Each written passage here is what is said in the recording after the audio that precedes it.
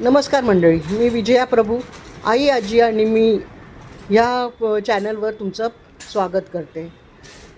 आता मी गोष्ट सांगते आमच्या गावाकडची. आमच्या गावामध्ये एकदा 10-12 पोरं कॉलेजची आली आणि म्हणाली की आम्हाला नशाबंदी आणि दारूबंदी मुक्त हा गाव करायचा आहे. तर बाबा तिकडची माणसं म्हणाली बरं झालं बरं झालं, या या या. तर म्हणे इकडची माणसं काय नशा करतात? तर म्हणे काय नाही, गुटखा बिटका खातात, तंबाखू चढत बसलेले असतात आणि एखाद दोघं जणं आहेत जे दारू पितात. बाकी काय नाही, एवढंच. तर म्हणा बरं, तर आम्ही पुढच्या रविवारी येतो आहे, तोपर्यंत आम्ही तुम्ही एक कार्यक्रम आम्ही करणार आहोत, त्याची तयारी कराल का? तर म्हणे तयारी करायला आम्हाला वेळ नाही.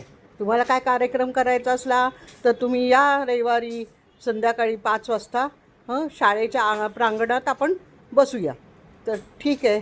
आता हा होता सरपंचांचा आदेश. बरं, मग तोपर्यंत हे लोकांनी काय नाटक बिटक बसवलं आणि आले रविवारी. आता त्यांच्याकडे एक मोठा प्रश्न होता. बाबा त्यांना एक दारुड्या माणूस पाहिजे होता. तर मग आता दारुड्याचं काम कोण करणार? तर झंप्या. अरे झंप्या म्हणाला, मी तर माळकरी आहे बाबा, मी नाही दारुड्याचं काम करणार. ते म्हणाले काय नाही अंकल, थोडंसंच काम करायचं आहे, काय नाही, दुसरं काय नाही.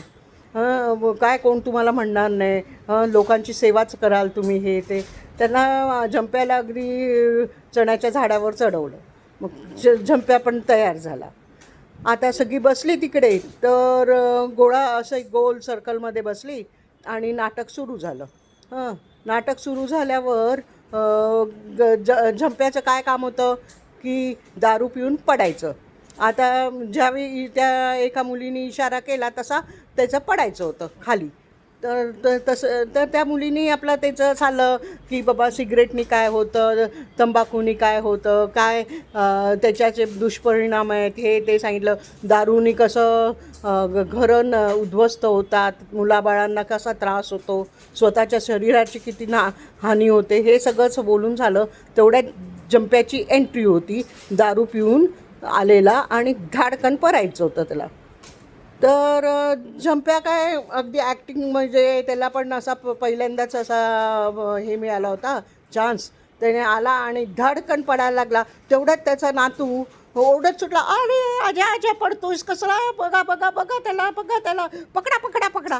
आता एवढ्या सिरियस नाटकात सगळेच हसायला लागले की हे कायच नवीन. बरं, आता ही झाली गोष्ट काही वर्षापूर्वीची. त्या काळची लोक आहेत ना, चुकांमध्ये पण आनंद बघायचे. आणि आत्ताची माणसं काय आनंदात चुका बघतात, हो की नाही? पटलं की नाही?